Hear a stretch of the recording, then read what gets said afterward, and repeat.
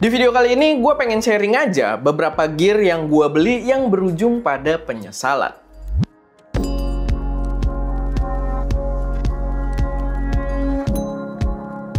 Halo semuanya, selamat datang di channel SM Media dengan gue Erwin. Dan pada video kali ini pembahasan santai aja dan gue harap mungkin gak terlalu panjang juga. Gue pengen bahas tentang beberapa gear yang selama gue produksi YouTube gitu ya, gue beli tapi menuju pada penyesalan dari pembelian gear tersebut. Sebenarnya ini tadinya sebuah topik yang menarik yang itu diangkat di live-nya Info Fotografi, dan waktu itu gue diundang juga untuk ikut ya collab nge-live di sana.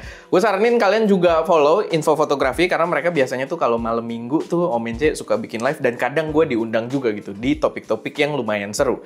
Dan gue rasa ini adalah satu topik yang kalau dibikinin video ini bakal lumayan menarik juga, dan mungkin bisa jadi referensi juga buat teman-teman ketika pengen beli gear untuk pendukung produksi kalian.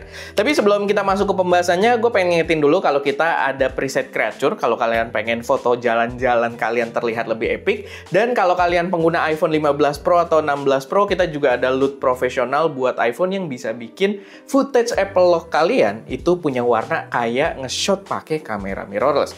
Kalau kalian udah tertarik, langsung aja cek link yang ada di deskripsi. Oke, balik lagi ke pembahasan tentang gear-gear yang bikin gue nyesel. Mungkin gue harus ingetin juga ya, gear-gear yang gue bahas di sini tuh sebenarnya ada videonya juga masing-masing yang lumayan mendalam ketika gue review atau ketika gue mendapati isunya, gue mungkin ada bikinin videonya juga. Kalian boleh cek atau nanti kita kasih cards juga di videonya.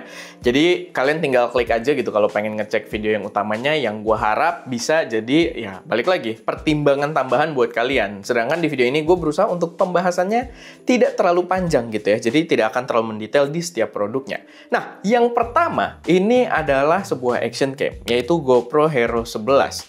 Dimana ketika gue beli GoPro Hero 11 ini, gue punya ekspektasi, oke lah kita mau mulai sering bikin outdoor gitu kan, kita mau mulai banyak seru-seruan juga. Gue rasa bakal jadi keputusan yang tepat buat gue beli GoPro Hero 11. Belum lagi ya waktu itu karena jadi topik review kita juga gitu ya. Tapi gue udah berencana untuk menggunakannya sebagai long term use.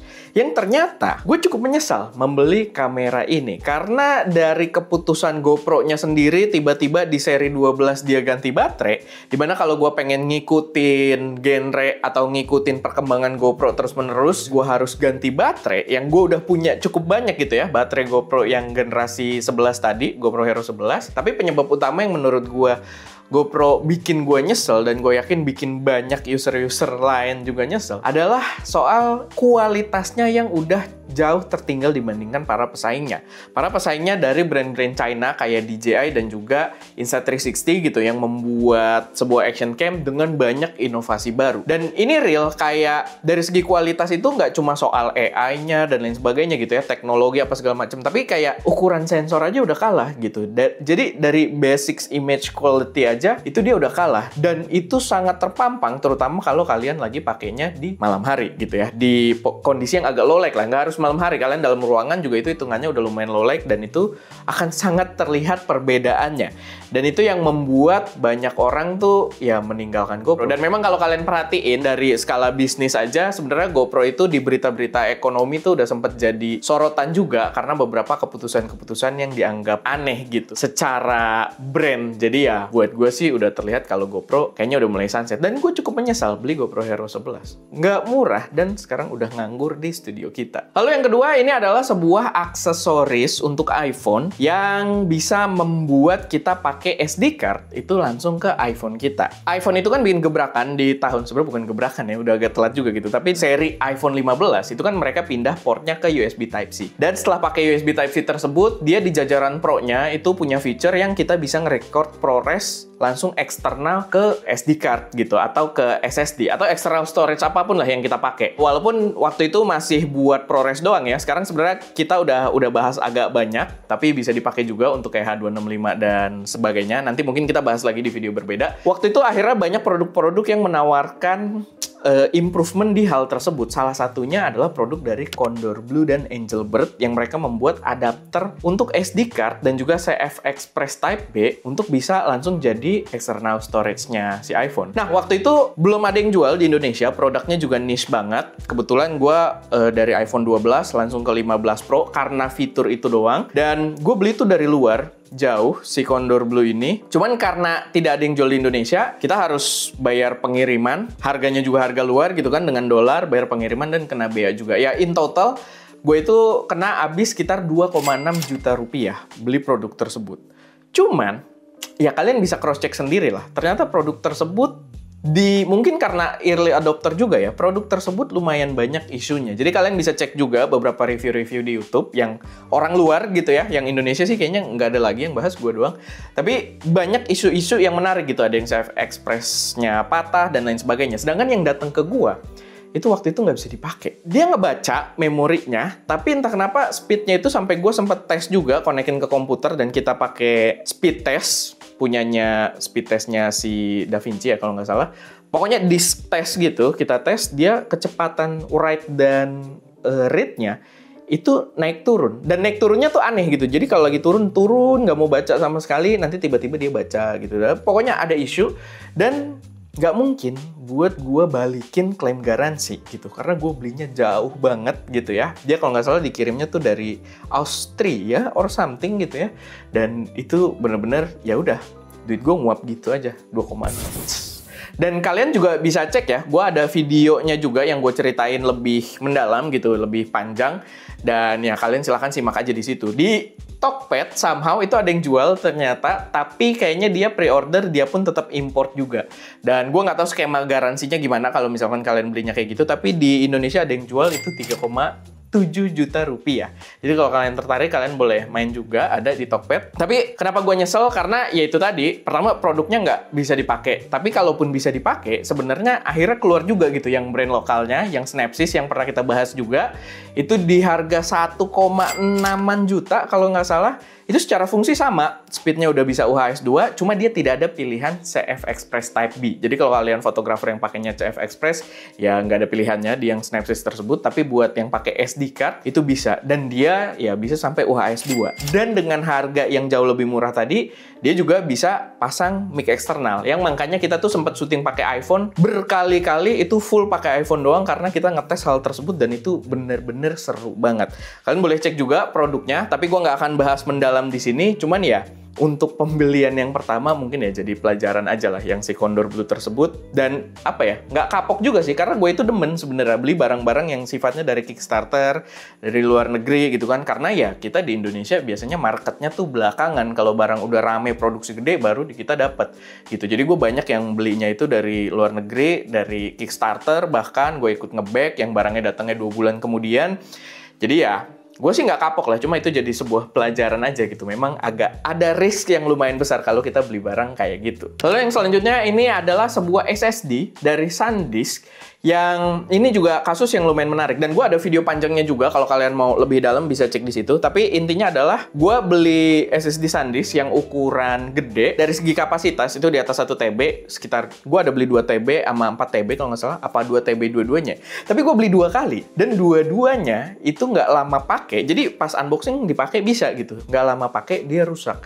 Dan waktu itu kita beli buat backup episode Creative Adventure kita gitu, buat episode kita jalan-jalan. Jadi bener-bener waktu itu kita ada beberapa yang hilang, cuman kita backupnya ke beberapa SSD juga. Ketika gue mengalami itu sampai 2 kali, gue merasa ada hal yang aneh gitu, sampai gue bikinin videonya juga.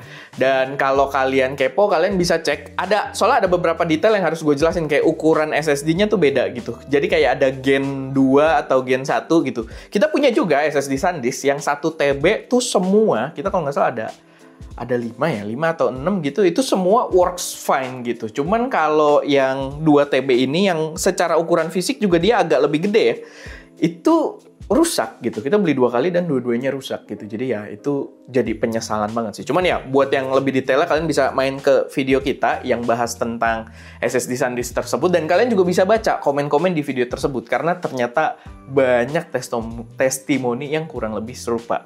Gua harap sih hal ini, karena ini kejadian udah lumayan lama ya, tapi gua harap mungkin produk-produk yang sekarang udah diperbaiki gitu kan, atau mungkin secara garansi juga bisa lebih jelas. Cuma ya kalau garansi begitu kan recovery datanya yang susah ya. Kalaupun produknya diganti baru, recovery datanya itu yang riskan banget menurut gue. Selanjutnya ini ada lensa. Jadi mulai agak mahal gitu ya. Lensa ini yang gue pernah nyesel beli adalah lensa yang padahal dari brand besar juga. Yaitu adalah Zeiss.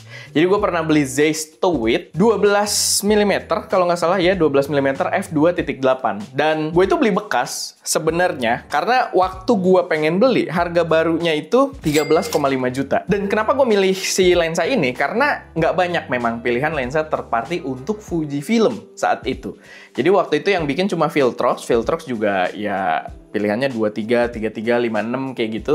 Dan waktu itu yang kualitasnya masih agak burik juga gitu ya. Pilihannya cuma itu doang. Nah, gue merasa Zeiss pasti bagus gitu kan.